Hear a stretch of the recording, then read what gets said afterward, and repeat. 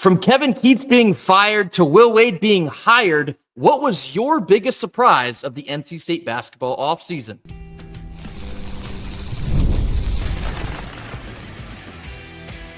You are Locked On Wolfpack, your daily podcast on the NC State Wolfpack, part of the Locked On Podcast Network, your team every day. What's up, Wolfpack Nation? It's time to get locked in with Locked On. Thanks for making Locked On Wolfpack your first listen each and every day. We are free and available wherever you get your podcasts and on YouTube, part of the Locked On Podcast Network, your team every day. Our Monday show is brought to you by FanDuel. Right now, new customers can get $200 back in bonus bets guaranteed when you sign up, place a $5 bet, and it wins. Head on over to FanDuel.com in order to get started today. Happy Monday to all. As always, I'm Grayson Boone, joined by former Wolfpack defensive tackle Kenton Gibbs. Kenton, I want to talk biggest surprises of the offseason for both basketball and football. And some of you may be saying, what do you mean surprises as an offseason's over? It's not over. It's kind of over, in my opinion, in the fact that the player acquisition stage is done. There's no real news to be going on the rest of the summer now. It's just work. They're in the lab, they're practicing, they're building camaraderie together as a team to get ready for the fall. So in my mind, the offseason is kind of over. I guess it's just a different stage of the offseason. So biggest surprises. Was it the fact that Kevin Keatts was fired? Was it the fact that NC State got aggressive and hired Will Wade? Was it the fact that we landed Darrion Williams or another player, X, Y, and Z? Kenton, I'll let you kick this thing off. Give me your biggest surprise of the NC State basketball offseason. You know, this was a blockbuster offseason for NC State. So there are a lot of different ways that you can go with this. You can talk about the fan support instantly pouring in millions of dollars virtually overnight when it was like, oh, Will Wade's here. That's what's happening. But instead, I'm going to go with how the coaching search went. That is the biggest surprise for me. Not just landing Will Wade, the manner in which Will Wade was landed. I am telling you all, as I did before anybody else, including the national guys, including anybody else locally, when we told you, oh, Boo Corrigan is sitting in his office with the face. The way that this coaching search went, as I was told it, this was never any doubt. There was never any, oh man, we're actually looking at the guy from Georgia. I was told, and this is what I was told, it was about 3 people that were even talked to about the job, period. That not even to say that these were official interviews. There were 3 people that were spoken to about, hey, this is an opening and some things are underway. How would you feel about it, right? That's what I was told. To go out there and get not only a guy, not only your guy, but the guy, the man of the hour in that fast a fashion was absolutely shocking to me. Not because we're NC State. That doesn't happen for anybody. That just doesn't happen where a team goes in and says, I want this head coach. He's mine now. And it's not his alma mater. There are no deep ties to the area. There's no like, oh, my dad coached here and this has been a dream to fulfill. None of that. And you feel a major need with a major get in short order. When I heard it, it was hard to keep the news in. But part of it was easy to keep news in because I said, there's no way. There's no way it went this smooth. Like no hiccups, no problems, no haggling, no like, oh, well, I need to talk to my people and I'll get back to it. It was literally like, this is what I need. Great. Give us time. We'll get you what you need. We got you what you need. Boom. And it was done. That, to me, the manner in which this was done was the biggest surprise of the basketball season. It's a great point, and it's been very special to watch the way everything has gone down over the last couple months to the fan base support. Like you talked about, the Sunday that Kevin Keatts was let go, NIL boomed like very quickly thereafter. And then the rumor mill, of course, got going about how NC State would approach the process, who they were going to target. Will Wade's name came up almost instantly, like less than 24 hours after Keatts was let go.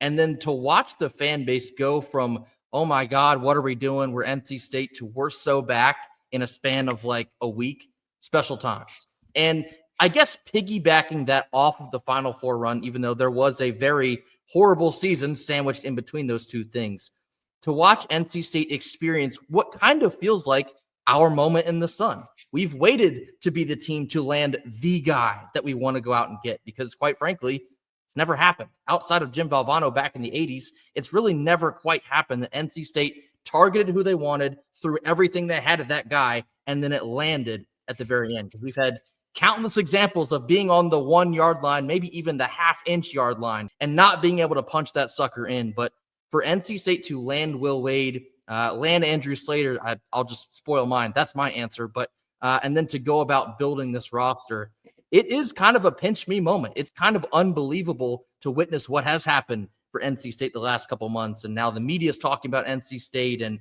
we have a top 15 portal class, and everybody's talking about the preseason top 25. NC State is going to be involved in that. Just the roller coaster of emotions that have gone down the last couple months. It's been incredibly special to witness. So I'll go ahead and give you mine. It's the fact that Andrew Slater was a part of this package deal, because getting Will Wade, that was going to be good enough regardless of what else went down. You knew what you were getting in a competitor, a recruiter, and a leader of a program, and that's something we've always sought after for decades here in Raleigh. But when I saw Andrew Slater's name attached to Will Wade, I stood up out my chair. I was like, oh, wait a minute. I'm getting pranked right now. I know we NC State fans, we have PTSD, whether you want to admit it or not. We all do to some certain degree. When I saw Andrew Slater's name, that is the moment I knew things are about to be different. And it wasn't just me, of course. You saw the national talking heads. Oh, Will Wade and Andrew Slater, they're going to change the game. They're going to change college basketball. That's a dynamite duo that NC State is fixing to land here. And then you get Trey Holloman, and then you get Terrence Arsenault, and then you get Paul Mbia, and then you have to exert a little bit of extra patience, and then you get Darrion Williams. And then you come to realize, oh my God, this is better than we could have even dreamed it would be in this offseason. We're creating a roster in technically year zero that's potentially even more competitive than we hoped that Will Wade would get here so quickly. In less than 2 months, he's put together a team that aligns with the goals that he set out for this program. He wants to be in the top 4 of the ACC, and he wants to make it back to March Madness. This team on paper, they got to do it on the court, but on paper, they look like they'll be able to do that. But this is where the work comes in, obviously, with the summer here. You just can't get past how great of an offseason this truly has been. And I think in weeks past, we graded how the offseason was. I think we both said an A-. I mean, Paul Mbia is now, I guess, finalized. There was some uncertainty there for about a week or two. That's now the last card in the deck. This thing feels like a full go. All the players outside of just a small handful are in Raleigh. They're practicing together. They seem to like each other a lot on social media, but of course, that's from 100 yards away. It's happening. It's all finally happening. NC State might just be a revival now on Tobacco Road. Seeing Andrew Slater join this staff with Will Wade, seeing those two be the two that are going to be driving this thing, is like hearing a lighter flick and then DJ Drama screaming on the track circa 2008. If you don't know what that means, that means Lil Wayne. That means Lil Wayne and DJ Drama were making another dedication. And there's not a single dedication mixtape by Lil Wayne, even 1 through 6, even 6, which came out more recently. I reference that dedication 6 as that's Lil Wayne's Peyton Manning Broncos moment, because you still saw the flashes. You saw the flashes. You knew there was something special coming. That's what we have in this duo, something special, something that as long as they want to stay together and make this thing work, I think something amazing and timeless can be built here in Raleigh. I don't think that. I know that. We are talking about vision in offseason 1. We are talking about believe what I'm saying. I'm telling you, this will come to pass in Raleigh. And we're talking the top 15 portal class. We're talking the showstoppers, the young buck showstoppers, and the old timer, the guy who's been around and done the thing in Darrion Williams in terms of him being a showstopper. I'm talking about Abel as the young guy, and that's there as well. You are talking about a program that you are talking about a situation that is it's palpable, the energy around this program. It had been that way since the announcement of Will Wade, and it has not died down. It has not dissipated at all since. You can feel the energy of Wolfpack Nation, chest puffed out. We're feeling ourselves right now. And Will Wade is to thank for that. Andrew Slater is to thank for that. But more importantly, Boo Corrigan is to thank for that, because he went out, he said, that's my guy. That's my man. Let me go get him. And he absolutely did. So great offseason. Biggest shocker for me, clearly, how this thing went down. Biggest shocker for Grayson, the fact that we got Andrew Slater in the mix. I'm going to tell you, these are some damn good surprises, which makes me want to skip the B block altogether. Let's just talk some house settlement. We don't got to talk on football. You know, I'm a football guy. We don't got to talk that. We can skip straight to the house settlement. No, but seriously, it's been a great offseason for Wolfpack Sports. The offseason has gone so well that even when you thought it couldn't get better, it consistently did each and every time. It feels like a great time to be a fan of NC State basketball, and we're still just 5 months away from tipping this thing off, but the excitement certainly not going anywhere anytime soon. Coming up next, we're switching gears and getting into the biggest offseason surprises for Pac football. This comes after a quick word from our sponsors. Our Monday show is brought to you by FanDuel. The NBA Finals are in full swing, and every night delivers highlight-worthy performances. Whether it's a game-winning shot or a breakout player, there's never been a better time to get in on the action. FanDuel makes it easy to stay in the game before tip-off and even playing live. With player props, performance trends, and same-game parlays, fans now have more ways than ever before to play smart and win big. The NBA Finals series is tied 1-1. Who's going to take home the Commissioner's Trophy? Will it be the Indiana Pacers, or will it be Andrew Slater's Oklahoma City Thunder? Waste no more time. Get over to FanDuel and make your pick. If you're new to FanDuel, well, now's the perfect time to sign up. Head on over to FanDuel.com and place your first $5 bet. If it wins, you'll get $200 back in bonus bets guaranteed. Yes, that's right. Just a $5 bet that wins, asterisk, it has to win. You'll get $200 back in bonus bets guaranteed. Make every moment more this NBA playoff season with FanDuel, the official sports betting partner of the NBA. Middle portion of our Monday show, talk about riding a roller coaster. I think this is the epitome of doing that. Now, we're talking about the biggest offseason surprises for NC State football, coming off of a 6-7 year, I had to say it, a bowl loss to ECU. Kenton, give me your biggest surprises of the NC State football offseason, as they too are now into summer mode. Yeah, I know I'm gonna get some calls about this, and the folks around the facility that were there for when I was there, y'all know I love you. You know I love Wolfpack no disrespect. Football. You know I love. I gave 3 tenders for the program, and I'd tear them all over again if it meant we could get ourselves a national championship. I'd give 3 too. Hell, I'd give 3 my own too. Yeah, exactly. And so I know I'm gonna get a call, and y'all know I'm gonna answer because I'm that type of guy. But the mass defensive back exodus at the last minute in winter, I was sitting here poised to say this could be a really good season next year because we were losing some up front. But I said, you know what? We're probably going to be as good in the secondary as we've been in quite some time.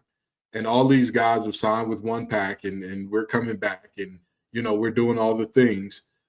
I think that the offense and the firepower they're bringing, combined with this defensive backfield, will be enough to not make a great defense, but make a good defense. Make a defense where it's like we could get ourselves a couple coverage sacks. Make a defense where, you know what, we can afford to bring some extra pressure because we've got proven, experienced guys on the back end. And then to see, I believe it was like within a day or two of the portal closing, where it might have been all on the last day of the portal. It was like in the last 6 hours of the portal being open. Yeah, it was the strangest thing, because it was the thing that kind of was surprising about it was the timing of it, in that Tony Gibson was already gone. Like, it wasn't like Tony Gibson left that day and then the next day these guys Coach Gibson was gone by then. He was weeks gone by that point, if I do remember correctly. And it just seemed like last minute everybody's just like, all right, I'm out. Hey, it's been real, it's been fun. See you. You know, that's really devastating when you're already losing a piece like Aiden White, who was so good for so long here. And, you know, you then think that you have a bunch of guys coming back and, hey, this is going to be the stabilizer of our defense next year. You find out that's not the case. It was a real, I mean, let's just be honest. It was a gut punch. It really was, because it wasn't one of those things that you saw coming and you were like, oh, yeah, this is for sure going to happen, and I'm okay with that. It's funny because this is definitely the part of the summer and the offseason where you look at the roster, then you look at the schedule, and you look at the roster, and you're like, do I see 8 wins? Am I crazy?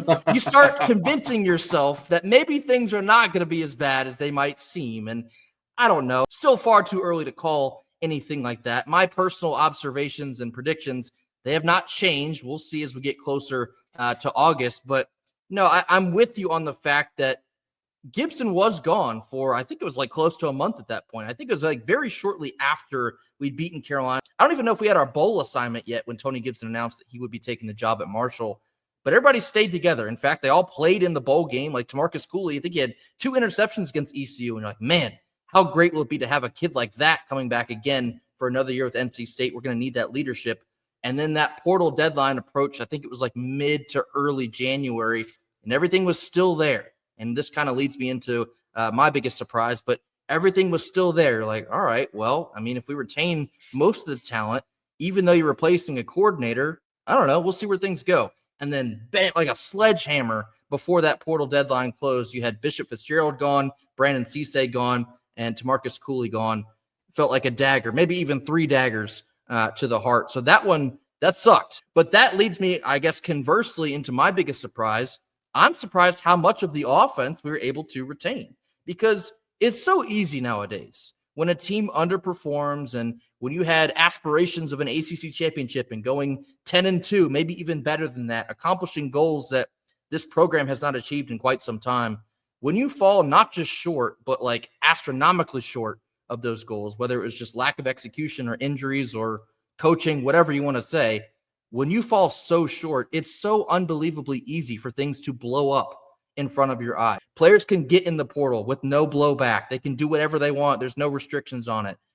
For NC State to bring back CJ Bailey and Hollywood Smothers and Justin Jolie and 95% of your wide receiving core, that surprised me. It really did. And even when we still had Takari Collins, who has since departed, you brought back every single receiver but Casey Concepcion.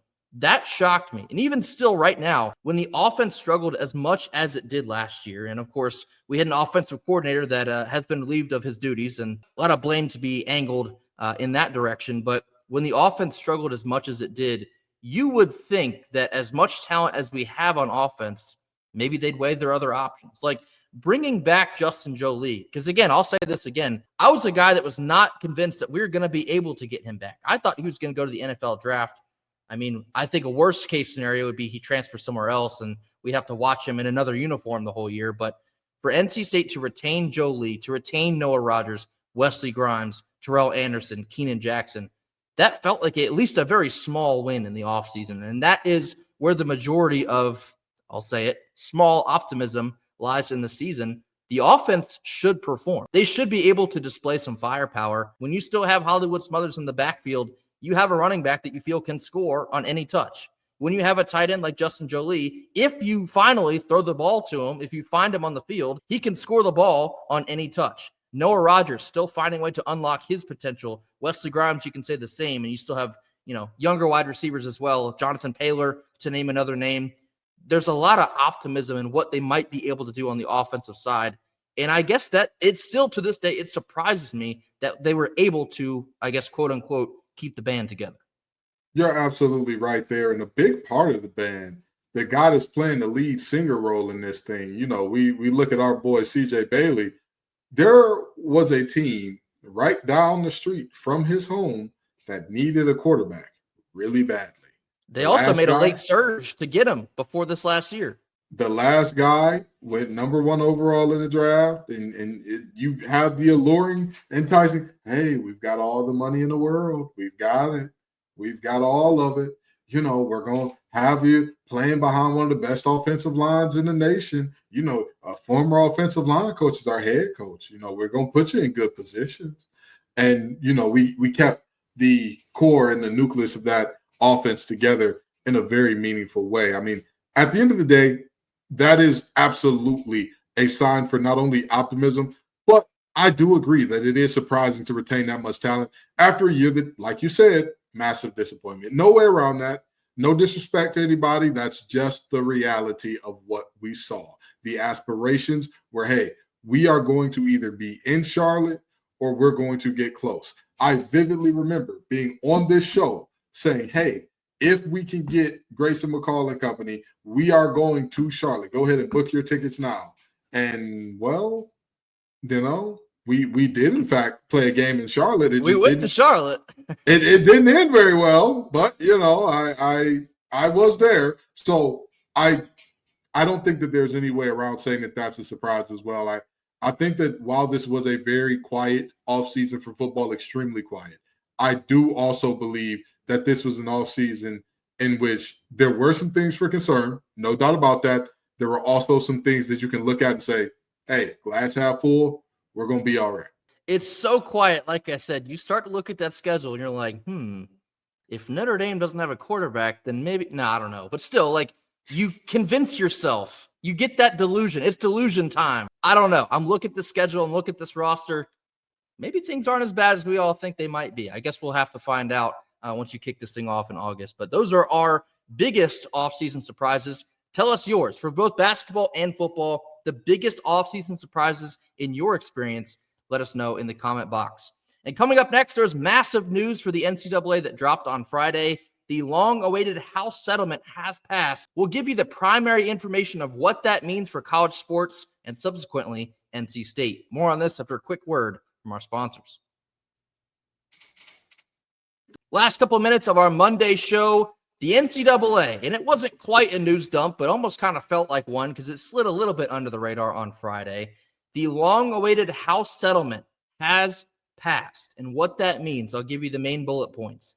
The NCAA and its main conferences, so the P4, will distribute approximately $2.8 billion, with a B, big B's, $2.8 billion in media rights revenue to pay back thousands of athletes who have competed since the year 2016. So apologies, Kenton. You have just missed that window. They still owe you for NCAA 2014.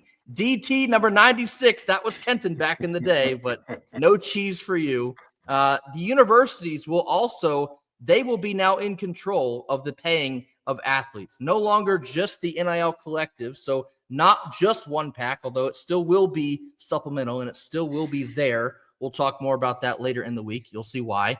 The universities will be handling the payment of their athletes now through that revenue. So the universities will handle the majority of the NIL agreements. They can pay their athletes to make appearances for their school or in public appearances. And each university is expected to be dealt with $20.5 million per school. That's kind of what's being considered as the salary cap. Kenton, before I go further, give me your thoughts on those bullet points. I think that this is a situation where you try to address all of the problems at once. And to me, in the most litigious country in the world, that's always a bad idea. Whenever you start painting stuff with a broad brush in America, it's not going to work out because you're baking in some of the problems, right?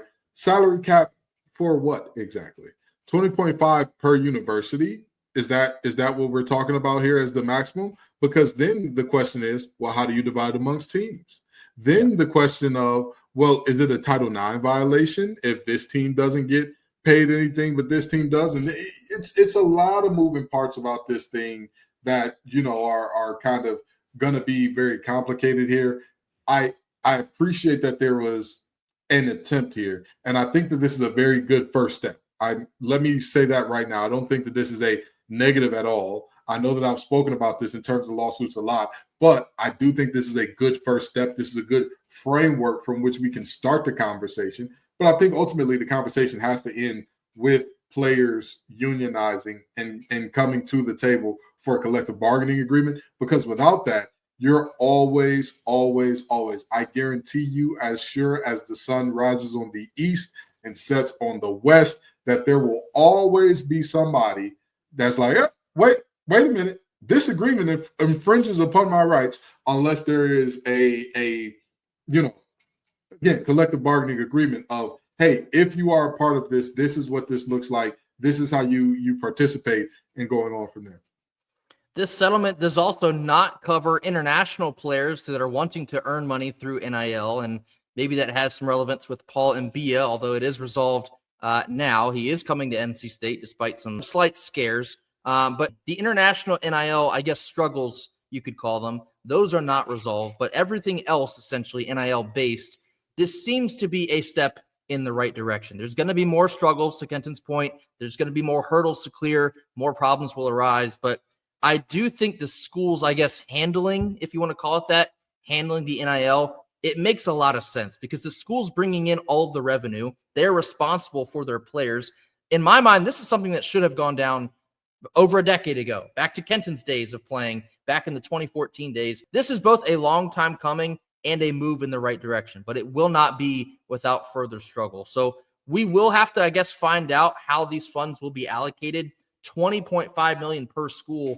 I mean, who's to say like Ohio State doesn't give 20.4 of that just to the football program? I guess that remains to be seen. I'm sure there's going to have to be further legislation passed on how that will be divided amongst the schools in the department specifically. But this is interesting because one of the immediate questions that comes to mind is, so what does this mean for the collectives? Does this render them kind of irrelevant now that the school's going to handle it all? My answer to that is no. And again, we'll talk more about this later in the week, but it'll become more of a supplemental piece to this because all the work that Wolfpack and all the work that the NC State fan base has done this offseason, it's certainly not for nothing. This roster that Will Wade has just constructed, we should be proud of that because that's something that NC State and their fan base made happen in conjunction. And so the House settlement for the NCAA, it's a massive move. It's way more revenue that NC State will be able to, I guess, play with in the player acquisition market or however else they choose to use it. But $20.5 million in additional money per year for NC State certainly sounds like a good thing to me. Yeah, I don't think that there's any world where that's a bad thing. We know that there are more mountains to climb. We know that there are more challenges with this coming up. But I will say this. I think NC State is positioned in a very good spot in terms of where we are and where the fan base is with can we provide our programs with the funding they need to be successful. While I have heard some coaches and while we have had previous coaches lament our ability to get things done in the NIL sector, constantly, we have seen it. We have seen in real time with Will Wade, like we just talked about, the money poured in. I think that is possible for all of our sports that require it. I really do. That includes football. That includes baseball. I don't see a world where Wolfpack Nation is hurting in the pockets in a way that it's like, hey, I ain't got nothing else for you. We're going to be one sports school. We're going to pick one thing, and we're going to do that one thing really well. Everybody else, the hell with you, because we picked our one thing. I don't think that that'll be the case at all. Yeah, and that's an excellent question that we hope to have answered by someone who would know later in the week. So stay tuned for that. That will do it for us here on Monday. As always, thank you all so much for joining us. Be sure to hit that like button. Drop your comments in the comment box. Give us your biggest surprises for both basketball and football, the two of their off seasons, so to speak. I know they're technically still in it. And give us your thoughts on the NCAA House settlement. Are there any more questions you want answered? We'll be happy to answer those later in the week. Just give us your thoughts in general. Anything you have on your mind, drop that in the box. Mash that subscribe button. We just passed 3,500 subscribers. We're closing now in on 4K. Thank you all so much. You guys are the best fans in the world to do this for. No nation is better than Wolfpack Nation. We'll see you all again on Wednesday. Until then, go Pack. Go Pack.